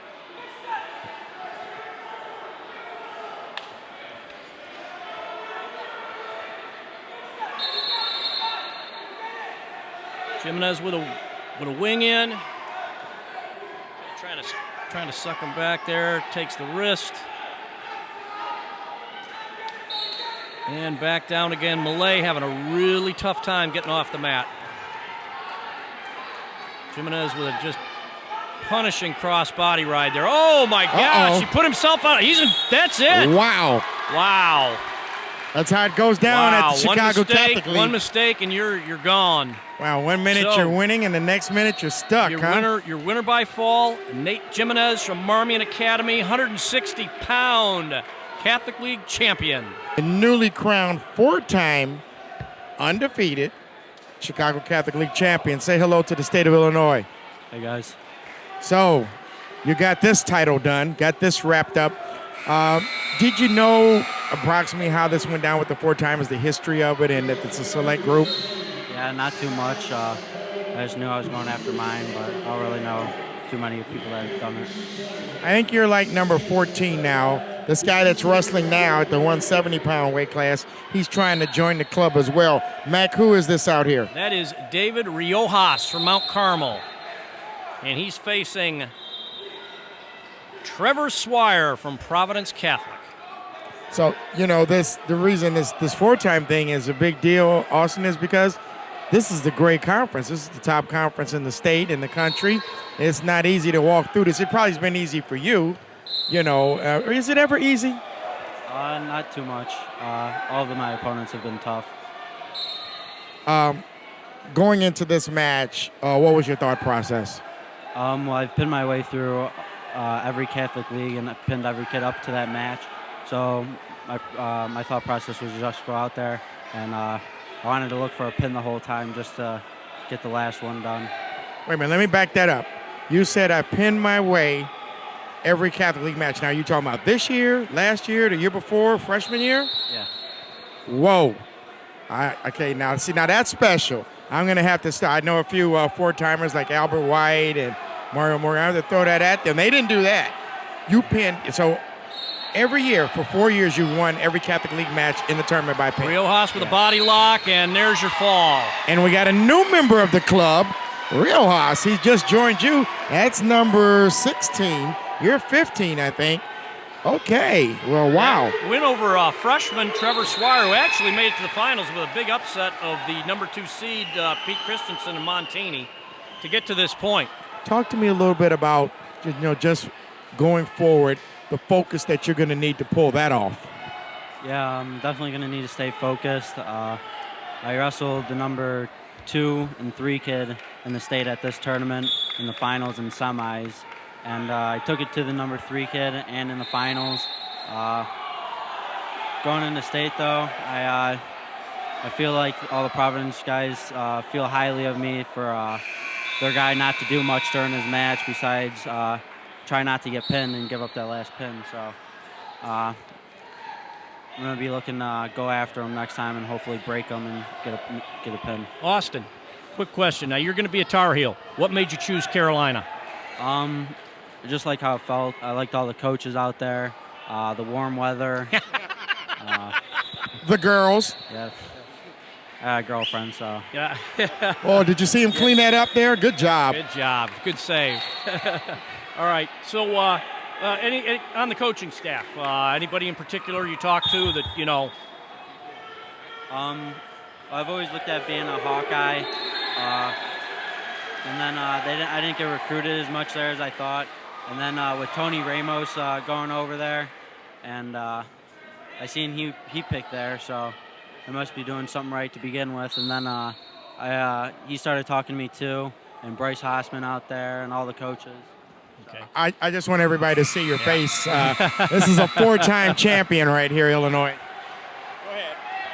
Hey, how's it going? So, North Carolina, what you got going on over there? What do you think you guys are going to be able to do during your career there?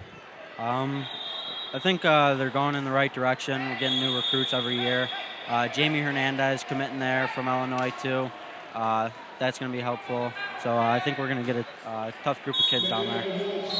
All right, well, I appreciate you coming and talking to the state of Illinois. I'm sure we'll get the chance to talk to you again downstate. You got a lot of guys from the print media want to talk to you. And congratulations. 4-time Chicago Catholic League champion, Austin O'Connor, working on that 4th state title. And good luck going forward. Thank you. Okay, so we're going to go back to the action here. We're at the 182-pound final. We have Danny Benoit from Mount Carmel, and he is facing Brian Zeke from Fenwick.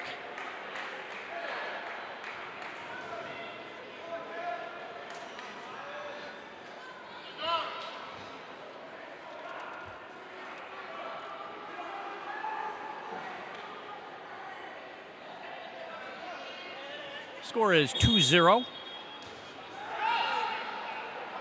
Benoit with the takedown. And Matt return.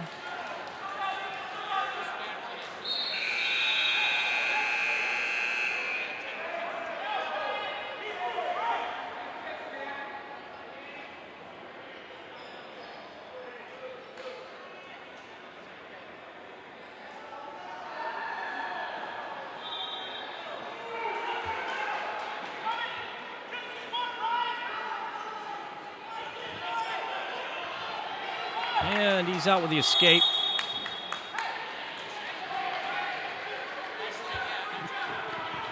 So 2-1.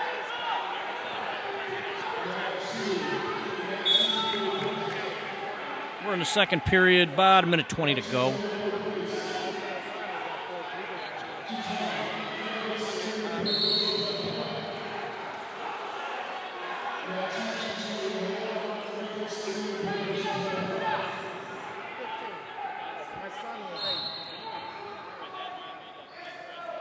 There's a nice double leg, but they go out of bounds.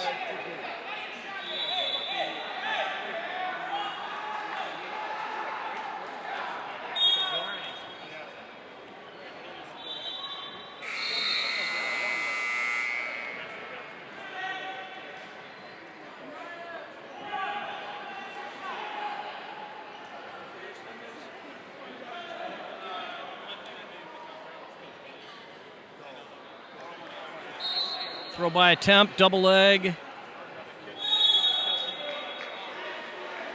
Let's see what we're going to get here.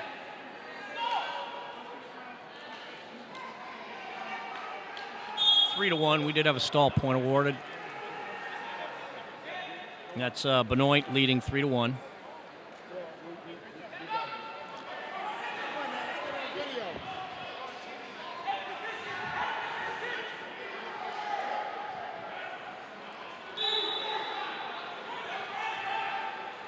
Bit of a scramble there, looks like. Benoit's going to come out with 2 for the takedown there.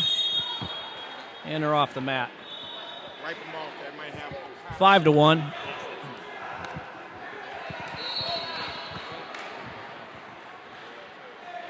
All right, so I'm right here, back on the interview circuit here. David, I want to say it right, Riojas. Riojas. Gets mistaken a lot. Yeah. Well, we want to get it right here at Illinois Matmen. First of all, congratulations, 4-time Chicago Catholic League champion. Not an easy thing to do, right? No, not easy. I came into this at 160 freshman year. It was not easy at all. You were 160 as a freshman and won it. And during your career, this Catholic League championship got decidingly harder, correct? With the addition of Marmion and Montini. Yeah, it was. I think now that the competition's much harder, it's much more fun going out there in this tournament and how you're all excited. I mean, from my era, I thought it was always hard because, you know, we had the state champion, St. Rita, there at that time. So it's never easy here. But you got the job done. So now you won it at 160 how many times? Freshman, sophomore year, I won at 160. Now junior, senior, 170. So 2 times at 160, 2 times at 170. Coming into today, what was your thought process? Was there any pressure on you or anything that you had to worry about? Not really a lot of pressure. I was just pumped up, excited, knowing that I can get the 4-time this year. But I also had to stay relaxed and not get over jumping. Well, I want you to know that my son has been watching him being a 4-timer. He was very much aware that you had a chance to join the club. Does that feel special to you a little bit? You know, I know it's just conference, but does it feel special? Yeah, it does. It just shows how hard I've been working, how it's all paying off. It's all wrapping together well, and it's giving me big confidence going into state series now. Absolutely. Now, what's the future hold for you? Where are you going to wrestle at next year? I don't know. I'm still kind of looking. Still undecided. Yeah. Anything you're looking at, though? Any place in particular you're looking at? Old Dominion, U of I. Oh, okay. Old Dominion in Virginia. Yep. And U of I. So Kyle Hutter's been recruiting you? I love it, yeah. Yeah, tell Kyle Hutter we said hi. And the University of Illinois coach is right over there. By the way, look in that camera here. We're going to let all the state of Illinois see what you look like there. There's the University of Illinois coach watched your match right from the corner there. So I think you put on a good show for him, right? Yeah, I talked to Coach F a little bit before. Before you wrestled? Oh, that's a motivation, right? Just hello. Okay. Well, good. Now, and your win obviously is important in the team race. You know, this whole thing is tight today between the 4 teams, Montini, Providence, Marmion, and Mount Carmel. Was that the 4, Mac? Am I got them right? Marmion Academy in first, Providence second, Mount Carmel third, Montini fourth, and that was through the 145-pound weight class. Yeah. So you picked up big points right there. That was a fall, right? Okay, can't do it any better than that, kind of the object of wrestling. But when you went into that and knowing that it was important to the team race, did you have any thoughts on that as well? I just, like always, Coach King always used to tell us, just get the decision, get the major, get the tech, get the fall. I just had to go out there knowing I'm going to win. If I get extra points, I'll get them. Mac, you got a wrap up right there? Yep, that's your 182-pound 12-3, your final score. Danny Benoit, Mount Carmel, your 182-pound Catholic League champion. All right, well, I'm going to let you get out of here and go celebrate.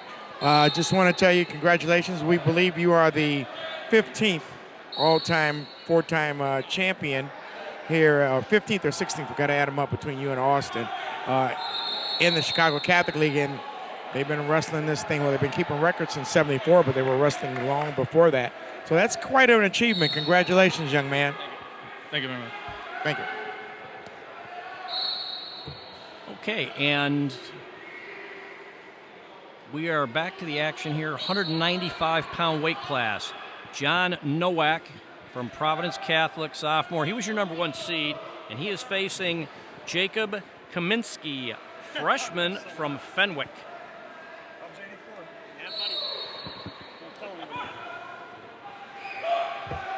So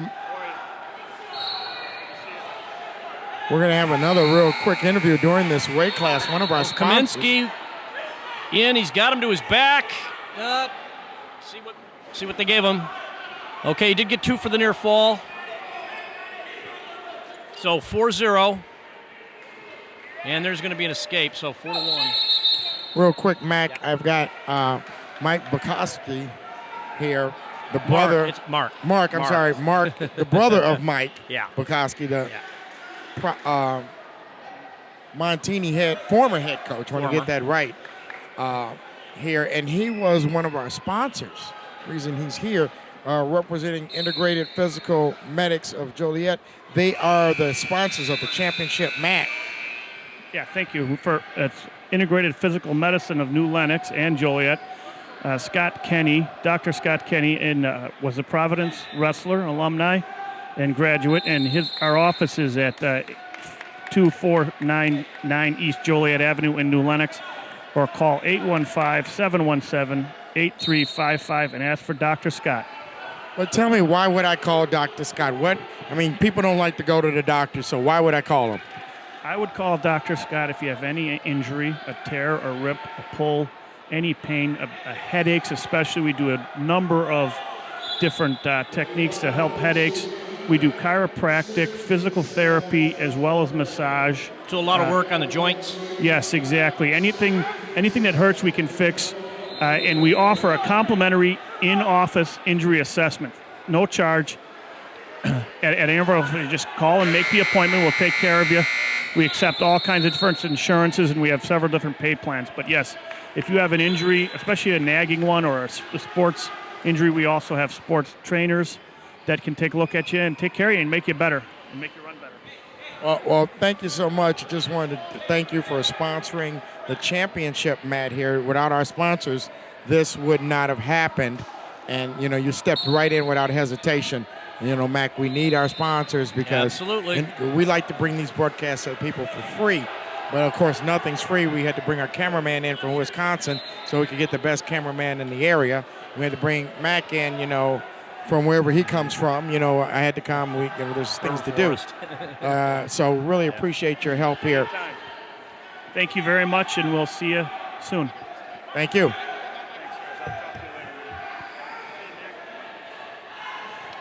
So now we're going to get back to wrestling. Okay.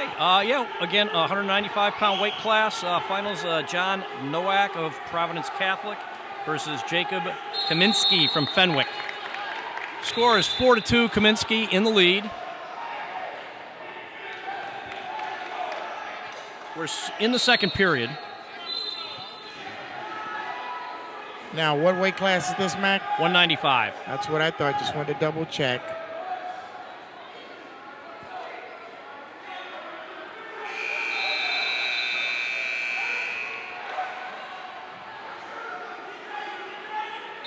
Kaminsky from Class 2A Fenwick. Undefeated. Undefeated on the season. And he did not make the The preview article? Do I see him in here? Nope. Rob Sherrill. We got to get on this Fenwick guy. I know Rob's listening. He could not come in and be on the broadcast a last-minute situation, but shout out to him. And I'm looking at the preview article, and Fenwick's got an undefeated guy at this weight class. Yeah. Well, Fenwick, which actually at one time produced some pretty decent wrestlers like Mike Tamalo, you remember, big time. State runner. Yeah, and just kind of fell off the map. There's 2 more for Kaminsky. But Kaminsky here having a really good tournament. Beat Terrell from Mount Carmel 10-4, won by fall in the quarters. Here he is in the final and leading the match in the finals. Well, I'm looking this up here, and at one point in time, Fenwick had a 4-time Catholic League champion, Dave Herrera. Another outstanding and a champ. And then they and had state champ. Herrera was state champ. Yeah, absolutely. And then they had the 2 guys that ended up transferring to Oak Park River Forest, who Nick were and Chris Dardanes. studs. Yeah. And they also had help me out, the young man that ended up at Stanford. I'm gonna look it up. Bertucci. He was a state champ. Yes, sirree. He was a state champ. So No, they had a great program. You go back, 2000. Bobby Barnheisel. Bobby Barnheisel. Grew up wrestling in my son's there. Bobby Barnheisel, stud. And he was, I believe he was state champ too. Yes, he and was. A runner-up. So, like I said, back then they had a good kids program in the Falcons. And you go back 2003, 4, 5, 6, and shoot, back then I went to the dual meet at Fenwick and watched Fenwick beat Oak Park River Forest 70-something to 3. So Oak Park won 1 match that year. Well, somebody flipped the switch. Yeah. I'm looking here in the record books. The Catholic League, by the way, does a great job, Mac, of keeping their history. You can look up any year and have the actual championship matches and who won what awards and the team score. Right here, Chris Dardanes, 2007, won the 112 weight class. Over Mike Maggie, MC. So all the records are in here for any year, and Fenwick definitely was a player in the Catholic League. Former head coach, shout out to him. Who was Fenwick's former head coach? Jerry Ruffino. And there's pretty good Ruffino St. Charles East 106-pounder. 8-3 your score. Third period winding down. Kaminsky still leading. And Mac, when you talk about programs that go and come, rise and fall, it doesn't take much to bring your program up. You get 2 or 3 guys that are studs that are scoring points and a coach that cares. Yeah. Well, the other thing, too, is building the base back up. Having a feeder program. We talked about the Celtic Elite for a while. We mentioned the Vidum Cats. Caravan Kids Wrestling, the Harvey Twisters. Well, and interesting, we talk about Mount Carmel's current head coach, Alex Sertzis. He also runs the Regional Training Center in Indiana. Huge. That's going to pay big dividends for Mount Carmel. It already has. Word on the street is they absolutely killed on the testing day for incoming freshmen. Wow. Carmel will be loaded the next few years. There it is, 8-3, your final, and your 195-pound Catholic League champ, Jacob Kaminsky. Brother Rice making an appearance in the finals here. Yeah, and that would be Scott let me see if I get this right. Scott Serziga of Brother Rice. And he was the number 1 seed, and he will be facing the number 2 seed, Logan Anderson from Providence Catholic, 220-pound weight class.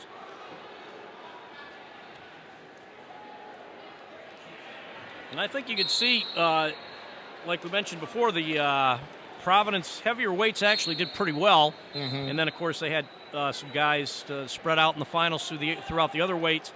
But they made a lot of points in the wrestlebacks as well.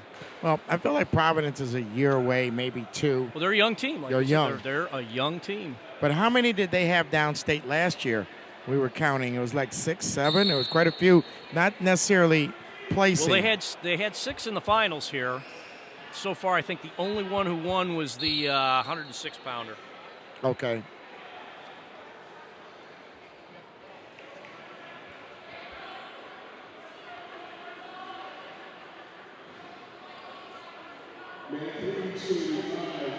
Now, this little group from 182 to 285 in the Catholic League, not an extremely, compared to the middleweights and the lower weights, as strong of a group of wrestlers across the board. And a lot of times in wrestling, it's about which team gets the football guys out. And as we know, the Catholic League Chicago Catholic is the best football conference in the state. So, it's just a matter of getting those guys to come out. But there's some guys that are going to get in the way downstate. They're going to place. They're just not the superstars that we're used to in the past. Yeah, that would be okay. It looks like Providence Catholic has 4 in the finals, and they did get a championship from at 106 pounds from Lindsay. I think Marmion Academy might have had the most in the finals. I love looking in this book here. Now, in the 1999 Chicago Catholic League Championship, the 103-pound champion was Don Reynolds, who's now the head coach at Marmion, and the 145-pound Catholic League champion is Mike Boyd, who's now at St. Rita. These guys just win, then they go and they come back and they take over programs. And as you look through here, you see that throughout. Yep. All right, so we're going to go into the second period scoreless. Again, this is the 220-pound weight class. One more to go after this. It's been a great 2 days of wrestling here down at De La Salle High School. The first year of the 2-day format. And we're still finishing approximately the same time we finished when we did it in a 1 day. Yeah. With the addition of the 2 to 3 new teams. But we're still finishing, 5:30 as far as wrestling goes. There's still some awards to be given out. They'll be giving out the rest of the awards after the 285-pound weight class. And, of course, the Tony Lawless Award. Tony Lawless Award is given out in each sport in the Chicago Catholic League to the best senior. Along with the coach will also get, usually that's the coach that wins the Catholic League title, which this race is tight. It's tight. Interesting to see when we come down to the final team scores if anybody could catch Marmion Academy. There will also be an Outstanding Wrestler Award. That's where a kid from any age group, freshman, sophomore, junior, or senior, can win that. Now it'll be interesting to see who they go with. Yeah, a lot of choices. Yeah. I guess, is underclassmen the right word? But or non-seniors. Okay, so Cerziga of Brother Rice, 1 point on the escape. He leads 1-0. Under a minute to go, second period.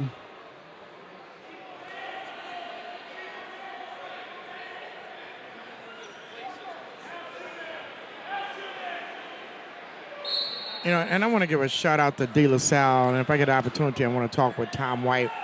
This actually is a really good facility for wrestling a tournament of this size. They've hosted several sectionals here. Right. And tomorrow, the Chicago Public League will be held here, that championship. I'll be back down here for that, and long day there. It's, I don't know if you're really seeing it with our camera. Maybe if you get a chance, Matt, you could kind of pan the facility. Well, it's basically a field house with an indoor track and bleachers, so it's it's big. It's a big facility. Right.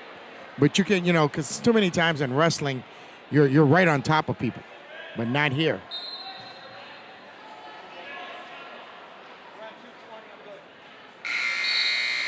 Oh, speaking of Tom White, he's right there.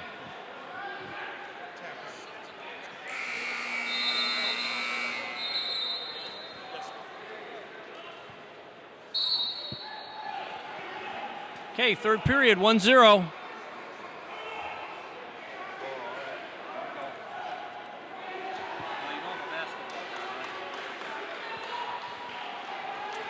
As we roll through this weight class here, the third period, it's all tied up. Tied up 1-1. 1-1. We get a chance here. I got Tom White, the athletic director, basketball coach.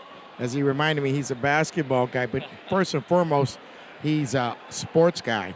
Tom, we just were talking about the great facility that you have here at De La Salle, how this is perfect for wrestling, how you've hosted sectionals, and you're going to host Chicago Public League tomorrow and the Catholic League. But just what a fantastic job that you do along with your staff here. How's the preparation for this? When does this begin? I'll tell you, we've been preparing for this for months. We are happy to have these type of events at our school. This is an awesome sport. A lot of my family are wrestlers, so I'm familiar with it. This conference is unbelievable. It is definitely one of the top in the nation, and I think it's proven by the rankings. In terms of the public schools coming in tomorrow, hey, we're all city people. It's about the sport, and this sport is a great sport, and we want to make sure that it's in a great venue, and we're happy to have people come here to do this. Well, and you really stepped in and helped the Chicago Public League when the issues happened with Chicago State where they used to hold their tournament. You stepped in at the last minute and said, come on down. We're ready. And just, kudos for that. But, just hosting this here, with this amount of people, you've got the parking, you're close to the expressway, the whole 9 yards. Just want to send a shout out and a thank you to you from the wrestling community. I'll say it for them because they don't know the amount of work that goes on the backside of this. And you're very helpful in anything that we need in doing this. Here's my next thing I want to do. I want to have some little kids come in here, and I want to see the top little kids in the state come and wrestle at this place. Let's go back to the city and the Chicago. We're all Chicago people. I use Park District people, fields and facilities. So we all share. We all make it work here. That's what we do. Well, you have some of the top kids programs in the state here. The Celtic Elite with Providence, the Izzy Style Wrestling with Montini. Your Epic Wrestling program now with Will Kaczynski, here. You have top programs here. Mac, what are we looking like? Take us there, Mac. Going to overtime. Okay, 1-1 here, and this is our first overtime finals match. Yeah, correct. But, I think by you saying that, Tom, on this broadcast, you will get some people. See, wrestling people are always looking for a venue, a willing venue. And by you saying that you can get tournaments here, the kids are the foundation of the wrestling community. Thank you. You're exactly right. I look forward to it. A couple of people approached me about that today and yesterday, so let's get it done. Thank you so much, Tom. I know you got a lot to do. Get ready for tomorrow. Get some sleep. What time I got to be here tomorrow, Tom? 6:30, ready to go. 6:30. At least I won't know what my wife looks like. I'll just miss her. Thank you. Thank you. Tom White, athletic director here at De La Salle High School, and he's also doing bracket boards over there, filling them in. Yep. Also, one more shout out here to Pat Mahoney. I said it earlier, the Loyola Academy athletic director and the Chicago Catholic League moderator. I didn't get a chance to talk with him today, but I'm sure he's going to hear the broadcast. He's the one that gave the thumbs up for us to do this. All right. Back to wrestling here. So here we go, just about the end of sudden death. And that's going to wrap it, so we're going to go to tiebreaker 1. How does that work, Mac? Explain the whole thing. Basically the sudden death, which just passed 1 minute, score wins it. Takedown, whatever, ends it. Now, that's over with. They're going to go to tiebreaker 2. He'll flip the coin. Each wrestler will get a chance to have his choice in another 1 minute period. Unless, of course, like you have a fall or... And we're going to get a 2-point reversal. Ooh. I think we're going to get an argument here. Nope. Nope. Okay. Only one coach has gone to the table today that I noticed. Yeah. He didn't win that argument. It's kind of futile going to the table in wrestling, it seems to me. Okay, so we had a reversal, 3-1 now. And that puts Sirziga from Brother Rice in the lead.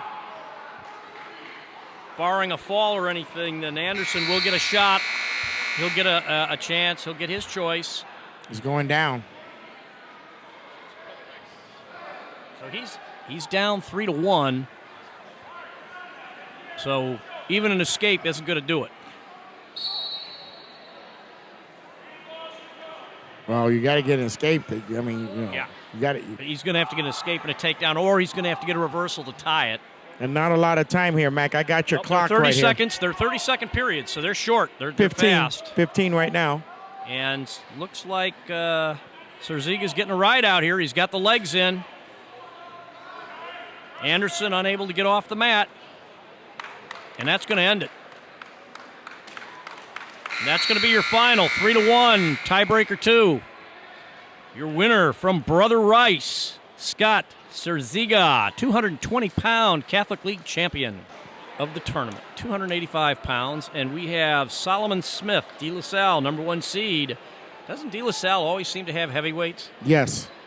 And they've grown big over here. And Calvin McDonald from Marmion Academy.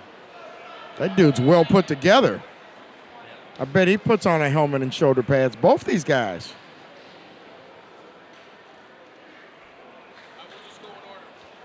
Yeah, you think of some of the heavyweight champs they've had here, De La Salle state champs, just off the top of my head now.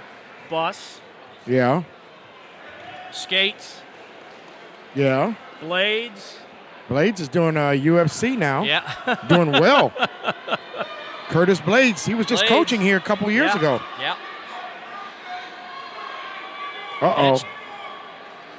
We've got 2-point takedown for Smith, and he's got a leg in. He was working a Turk there.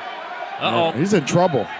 He's if he gets he's still got the legs in. He's still got the legs in here. And he's trying to work a turn. He got a little bit high. Be interesting to see.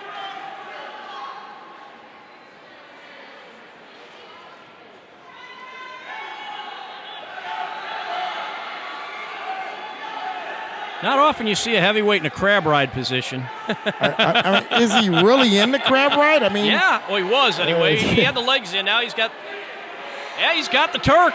Oh, this good stuff right here. He's got the Turk. There, now he's getting the count. Now, where's he got to work it from here to get more? He's got to work his hips out to bring the shoulders down. You keep the pressure on the chin, and you kind of scoot so you force his shoulders down to the mat. Now he's got the 3 locked up. 5-0. Yeah, not too often you see a heavyweight putting the boots in. Now he's working a half, working the head. He's putting it in hard. Yeah. Right. Switches to a double wrist. 5-0. Now he's going to have to improve. He can't parallel ride. He can't just sit on the hips. All right, they're trying that Turk again. And they're out of bounds. This heavyweight. I'm impressed. No, I'm impressed with the move Smith is throwing right now. He's not wrestling like a heavyweight. Those guys usually have a lot of success. This 285-pound match, Mac, was brought to you by the SCN Youth Wrestling Program. They're affiliated with the Marmion Academy Cadets. What's going on here? Oh, we got a little equipment breakthrough here. Little equipment malfunction. So if 5-0 your score. It's just about 2 seconds to go in the first period. If you were to guess, not having any paperwork in front of you, who's winning the team race? Oh, no doubt, Marmion Academy. No doubt. They're gone? Oh, yeah, no, they got it locked up. There's no way. In fact, I don't think there's going to be any change in the top 3. Okay, so 1 is Marmion. Right. 2 will be Providence, and 3 will be Mount Carmel. Okay. Yeah, no one's catching Marmion Academy. We got a big break here. Hey, Mac. Yeah. So going forward from here, it's almost that time, regional, sectional, state time. Yeah. Without going into the regionals, let's talk about that big sectional up our way, the one at Downers Grove. Downers Grove. Well, every Downers year there's Grove, always going to be the north one. or south? I'm not sure. Okay, we're getting ready to go back to the action. It'll be interesting. Well, we already, and I've touched on this on our weekly podcast. We already have one disaster, which is Providence and Lockport being in the same regional. You know what? They're never going to get it right. Never. So just let it go. It's never going to be right. Now, you mentioned your podcast. Talk about that real quickly. Well, Rob, Cheryl, and I, every Thursday at 7 p.m. Central Time, for about an hour or so, we do a recap, some discussion, and a preview. And I jump in whenever I don't have basketball, which I don't have anymore. I post the link on all 3 forums in Illinois Matmen. It's automatically uploads on YouTube. Now, it goes out live, but if you miss it, you can catch it. It automatically uploads and archives on YouTube. Great. So we're still 5-0, second period. And Smith really likes that cross-body ride. Well, he's doing well with it. Absolutely. Hey, if it's working, keep it. Yeah, and that power half, work the head. As I've said before, when you force your opponent to carry your weight for a whole period, it beats you up. It wears you down. And he's still working to turn here. He's got the arm in. Working, trying to get a power half. Now, he may get this here. Under a minute. He's just got to get that. He's got to get that shoulder over a little bit to get the count. Under 1 minute. Here we go. He needs to scoot if he scoots his hips out here and he kind of pressures that shoulder down, he'll get the count. Oh, there it is. Nope. Oh, he only got one swipe. That was close. And you got to say McDonald has got to be hating life right now on the bottom there. Well, he hasn't been on top a lot. He's getting worn down. 5-0. We're under 30 seconds to go, second period. Smith still trying to work low. He's too high. He's way too high. He needs to be real careful here. No, he's got – oh, for goodness sakes, he got a cradle in. Oh, my gosh, he got a cradle locked How up. did he do that? That was just – well, he's going to get at least 2 out of that. Yep, 7-0. Now he's got a real comfortable lead. We're out of time here, One of the more entertaining heavyweight matches I've seen in a while. And he puts a Turk in again. No, out of time. No. Oh.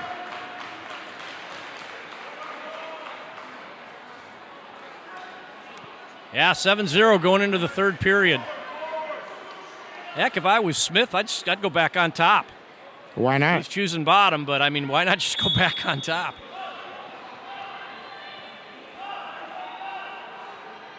And not out yet. Not quite out yet.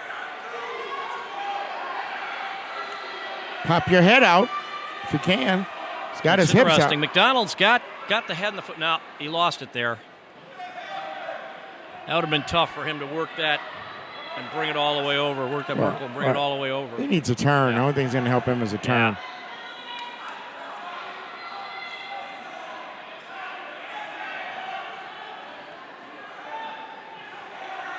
No change. Smith basing up. And they stripped the one arm there now. McDonald drops into a single leg here. Now, he can't hold on to that leg forever or he will get dinged for stalling. He's going to have to either bring him back to the mat or he's going to have to turn him loose, and he turned him loose. This is the same ref combination that let the other guy hold it. There it is. One. There's your one escape. 8-0. 8-0, under a minute to go, third period, and Smith is dominating the match so far.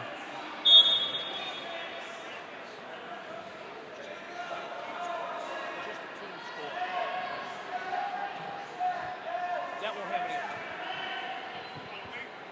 No, you can prep.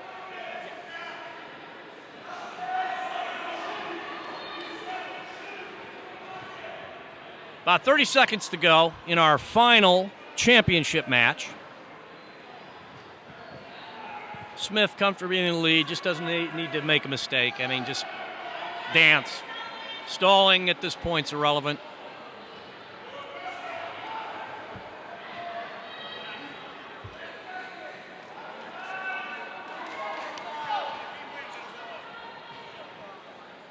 So we're getting an update on the team score. We're just about done here. So yeah, and it's not really going to make any difference as I expected. And there it is, your winner by a major decision, Solomon Smith de La Salle, 285-pound Catholic League champ. Okay, real quick here, Marmion Academy is going to finish in first place, 281.5 points. Providence will be second, 250 points. Mount Carmel third, 247 points.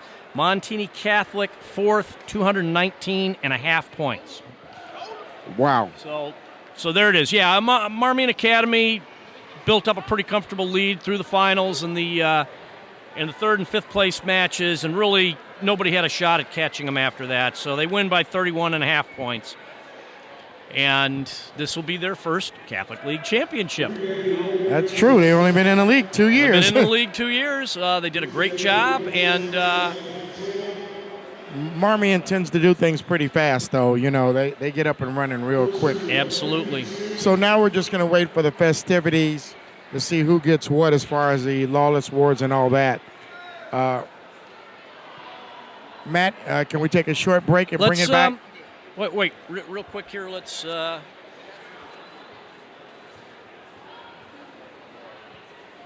grab those. Just say congratulations. And congratulations, Thank you. Marmion Academy winning the team championship. Second year in the Chicago Catholic League. Thanks so much, guys. It's a pleasure. It's such a treat to be here. So thank you guys so much for everything. We really appreciate it. Thank you. Congratulations, Coach. All right, so there it is. And that's going to wrap it up. Well, just temporarily, we're going to come back with our Lawless Award winners and our Coach of the Year.